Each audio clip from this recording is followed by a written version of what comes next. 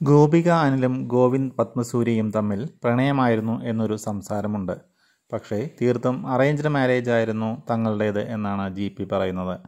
വല്യമ്മയാണ് ഗോപികയെ സീരിയലിൽ കണ്ട് GPക്ക് പറ്റിയ പെൺകുട്ടിയാണെന്ന് ചിന്തിച്ചത്.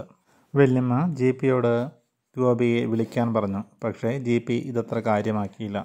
35 വയസ്സായതിൻ്റെ ടെൻഷനൊന്നും GPക്കില്ല. പക്ഷേ അമ്മയ്ക്കും വല്യമ്മയ്ക്കും GP കെട്ടിക്കാണണമെന്ന് വലിയ ആശയാണ് താനും. GPയാണ് പിന്നീട് ഗോപികയെ ആദ്യം വിളിച്ചത്. അപ്പോൾ ചെന്നൈയിലാണെന്ന് പറഞ്ഞു. GP ചെന്നൈക്ക് വച്ച് പിടിച്ചു. അങ്ങനെ കാപാലീശ്വരം ക്ഷേത്രത്തിൽ വച്ചാണ് GP ഗോപികയെ ആദ്യം കണ്ടത്. പക്ഷേ ഗോപികയ്ക്ക് ചുറ്റും ഒട്ടേറെ ഗോപികമാർ വേറെയും ഉണ്ടായിരുന്നു എന്നാണ് GP പറഞ്ഞത്. പെണ്ണുകാണൽ ചടങ്ങിന് കൂട്ടായി ഗോപിക തൻ്റെ കൂട്ടുകാരികളെ വിളിച്ചു വരുത്തിയതാണ്.